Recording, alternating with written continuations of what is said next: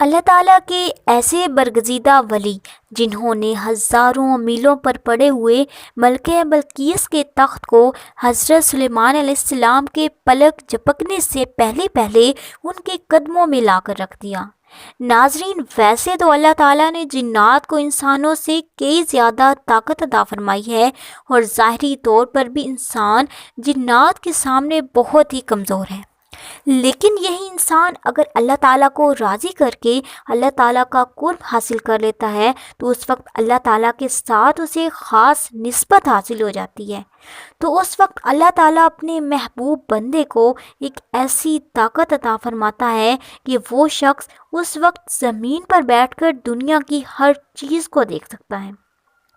ناظرین، آج میں آپ کو حضرت سلیمان علیہ السلام کا ایک ایسا واقعہ سناؤں گی کہ کس طرح سے ان کے دربار میں موجود ایک شخص نے ملکہ بلقیس کے تخت کو پلک جھپکنے میں ان کے سامنے لا کر پیش کر دیا۔ تو ناظرین، اللہ تعالیٰ نے حضرت سلیمان علیہ السلام کو ایک انوکھی اور عجیب و غریب بادشاہت عطا فرمائی۔ ان کی بادشاہت پوری روئے زمین پر تھی۔ دنیا کی ہر مخلوق آپ کے حکم کی پابند تھی۔ آپ ہواؤں میں سفر کیا کرتے تھے۔ آپ کے دربار میں ایک ایسے ولی بھی تھے جن کا نام آصف بن برخیا تھا۔ جب ہدہد نے حضرت سلیمان علیہ السلام کو خبر دی کہ ایک ملکہ ہے جو کہ بہت ہی حسین اور جمیل ہے، جو کہ سورج کی پوجا کرتے ہیں، تو جب حضرت سلیمان علیہ السلام نے قوم سبا کی ملکہ بلقیس اور اس کی قوم کو اسلام کی دعوت دینے کے لیے ایک خط روانہ کیا، جب ہدہد نے ملکہ بلقیس کے سینے پر خط رکھ کر وہ لوٹ آیا تو جب ملکہ بلقیس نے اس خط کو دیکھا تو وہ حیران اور پریشان ہوگی کہ آخر کار یہ خط یہاں کون رکھ کر جا سکتا ہے۔ پھر جب اس نے اپنے درباریوں سے پوچھا کہ حضرت سلیمان علیہ السلام کون ہیں تو انہوں نے بتایا کہ یہ خود کو اللہ تعالیٰ کے نبی کہتے ہیں۔ آپ فکر نہ کریں، ہم ایک طاقتور قوم ہیں، ہم ان کا مقابلہ کر لیں گے۔ تو اس بات کا اندازہ لگانے کے لیے کہ حضرت سلیمان علیہ السلام واقعی اللہ تعالیٰ کے نبی ہیں یا نہیں، ملکہ بلقیس نے بے تحاشا ہیرے جواہرات اور تحائف روانہ کیے کہ اگر وہ واقعی اللہ تعالیٰ کے سچے نبی ہوئے تو وہ تحائف لینے سے انکار کر دیں گے۔ تو جب حضرت سلیمان علیہ السلام نے یہ تحائف لینے سے انکار کر دیا اور اس لشکر سے کہا کہ اپنی ملکہ سے کہو کہ وہ اللہ تعالیٰ کی وحدانیت پر ایمان لے آئے اور میرے دربار میں حاضر ہو جائے، تو ناظرین، جب ملکہ بلقیس نے حضرت سلیمان علیہ السلام کی شہرت سنی تو وہ حضرت سلیمان علیہ السلام کی خدمت میں حاضر ہو جانے کے لیے تیار ہو گئی۔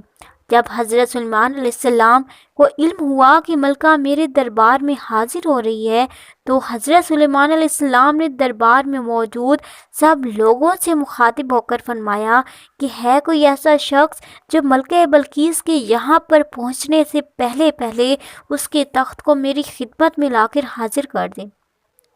چنانچہ اس وقت ایک جن موجود تھا اور اس نے کہا کہ میں آپ کی مجلس کے ختم ہونے سے پہلے پہلے وہ تخت لا کر آپ کی خدمت میں پیش کر سکتا ہوں۔